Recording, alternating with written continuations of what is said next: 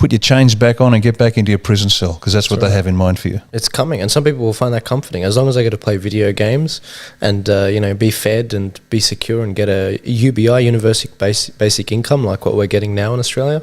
What is it, $1,600 a month? Is that what people are getting on Job Seeker? It's the Jews. Moses led them out of Egypt, and as soon as it got tough, they weren't yearning for freedom.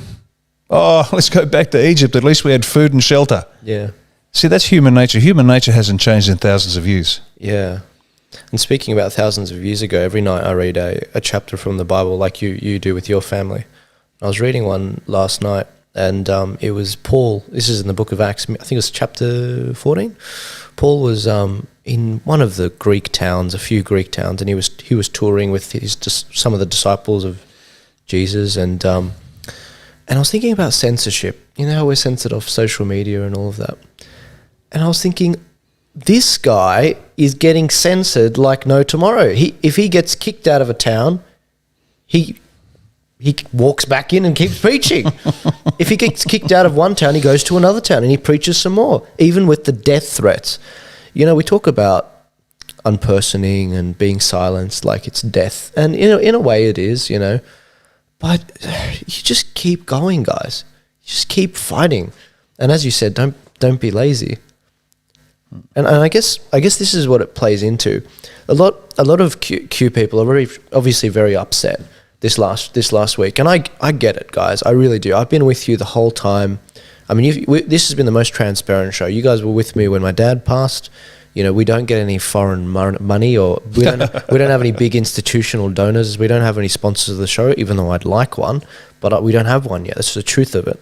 I've been utterly transparent with you, and I finished last year's show with Romeo and you by saying, the moment I'm not transparent, I know you guys can end me. I know that. I'm not stupid. And I like it that way because you keep me accountable like we should be our politicians. But when I tell you that I've come to a conclusion on something, you can tell that I'm being honest and true. Now, this week, you know, I've talked about how I've been very discontent with the Q people, and that's my honest opinion. But one of the biggest phrases that enrages me so much about what you guys have been saying to me this week is trust the plan. Trust the plan. Now, it's not that I have a closed mind to these theories that you guys have. I actually have an open mind to it. I'm more than willing next week to change my opinion.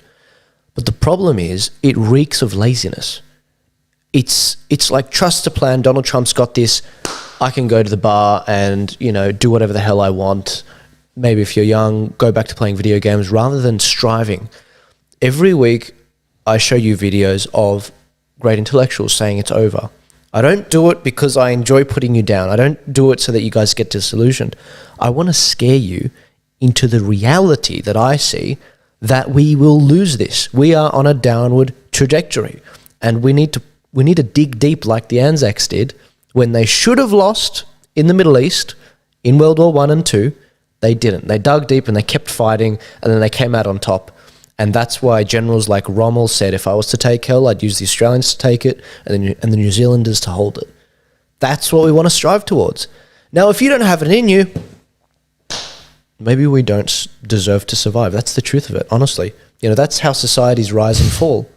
And if that's it, then it's like, so be it. I'm going to fight to the death. And that's not a throwaway, as Riccardo says.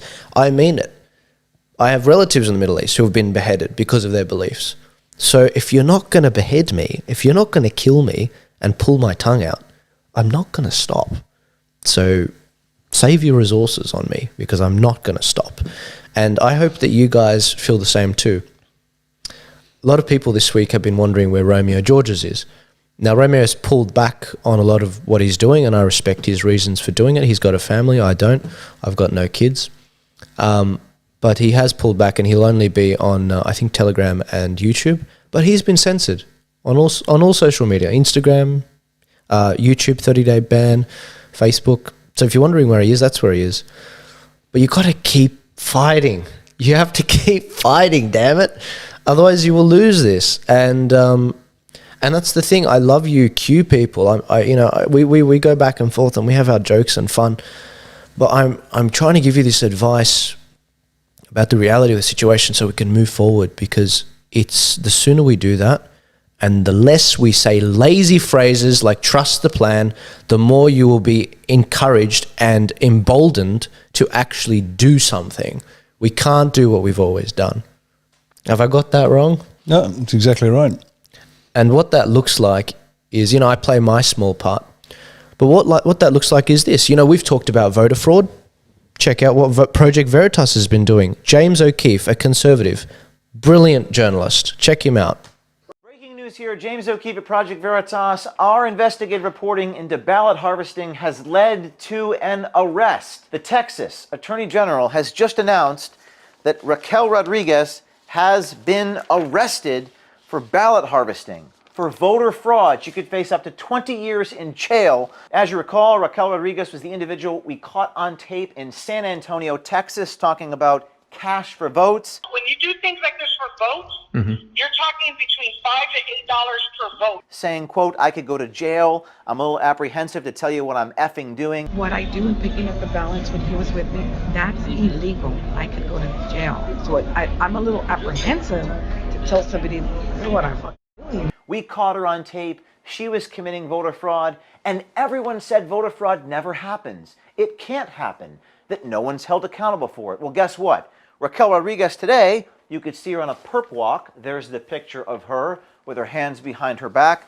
The Attorney General of Texas making an announcement, quote, many continue to claim there's no such thing as election fraud. We've always known that claim is false, and today we have hard evidence. The Attorney General's office went through all of our raw tapes, talked to our investigators, we cooperated with them. Attorney General, quote, the shocking and blatant illegal action documented by Veritas demonstrates a form of election fraud my office continually prosecutes. I'm fiercely committed to ensuring the voting process is secure and fair throughout the state.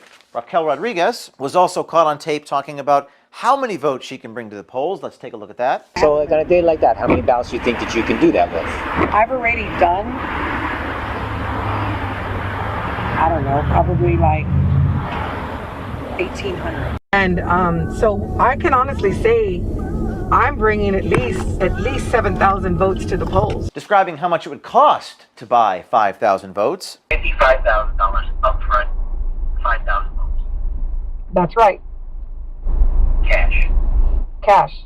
And describing continuously how she doesn't want anybody to know what she's doing. And you do not let anybody else know this is what I'm doing, because if I go to prison, I do not look cute in stripes, and I will hate you forever. Had we not done this, this person would continue this criminal activity. And perhaps the most shocking thing of all, people in the news media are trying to claim that Project Veritas is the one undermining the elections, not the people on tape committing the fraud. Now, we're doing investigative reporting here, showing fraud. Someone's been arrested. I get an email last night from one Brian Schwartz from NBC Universal, who emails me and asks, quote, Project Veritas is also a bunch of groups that align with the president's claims that some form of voter fraud was taking place in the election. They're trying to shame me for doing my job and reporting on this individual breaking the law. They're trying to make the argument that somehow I'm, quote, aligned with the president's agenda. It's called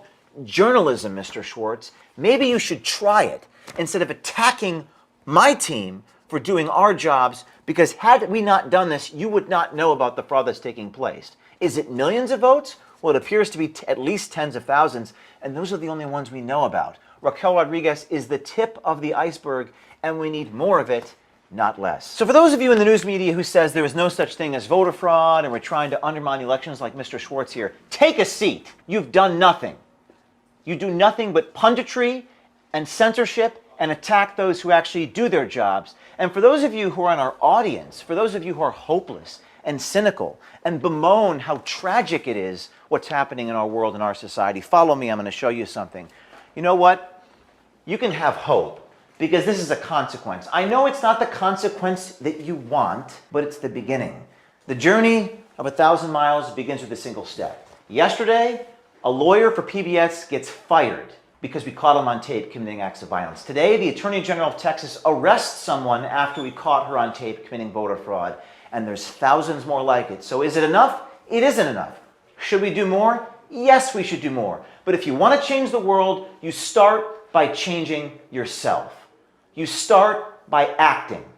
have courage, grow a pair of balls, go out in the field, and try doing some journalism, because it works. And we're going to create an army of whistleblowers and reporters to go out and do this over and over and over again. And the only ones who can stop us is ourselves. Trust the plan? Screw the plan. Create your own plan. Go for it. Just make it happen. Be the plan. Be the plan. What are your thoughts? No, exactly right. I mean, it's funny. I watch these guys and I hear my own words coming back at me with a different accent, a different perspective, but it's the same message over and over and over again. Guys, it's up to you. You want to save your country? It's up to you. Literally you. Look in the mirror. That's the only solution you'll ever find to any problem you've ever got. Do it. It's fun. And I can tell you one thing. I sleep better at night knowing I'm doing something, because I would be incandescent with rage, yelling at the TV like I was doing 3 years ago because I hadn't started this journey. And we've all started somewhere. I know nothing about running a political party. 3 years down the track, I've got a good idea about it. Better still, I know how we're going to win too. So you've got the skills, you've got the ability, just step up and do it. Absolutely. Well, guys, it's on you. It's on us. It's on each and every one of us. And exciting things to come. Exciting things to come. We've got Inauguration Day next Wednesday. Our show might not air till next Saturday because I don't know what's going to happen on Inauguration Day. Nobody knows what's going to happen. Nothing's going to happen. If we film at the same time next week, it's going to be happening while we're sitting down having a conversation. So we'll see what happens. And for those of you that think I'm being I don't know what to say, not saying much, being very mysterious, there are theories that are saying that Donald Trump is allowing this to happen so that all of these individuals are in one place so that they can all be arrested in one foul sweep. Now, I don't think either of us agree with that. We were not ruling it out, but that's just something that's out there. That's why we're sort of like, is it going to go ahead? Also, they're saying that there's going to be threats of violence, but we don't know that. They're saying that there's a lot of Trump supporters that are enraged and ready to do acts of violence. Don't believe it. The Trump supporters aren't going to revolt. Yeah, I don't know. No, they won't. I don't think so either. So I don't know, guys. We'll see what happens, but don't be surprised if we get delayed till Saturday. I'm bringing a social media team on to help with distribution. As you guys know, I do this round the clock. Last night I posted a 2 a.m. photo of me setting up the studio. Guys, I do work overtime to make this work, and I'm so thankful that I can actually bring a team on board, which is credit to the donors. So if you want to support the show, go to Subscribestar, go to actually, I learned something interesting about Subscribestar this week, but go to Subscribestar, go to PayPal, become a regular donor. If you want to support Riccardo, go to australiaone.com and AustraliaOneParty.com. AustraliaOneParty.com. Otherwise, you'll get a tourist website. I always hit that one. Yeah. And that'll be interesting. But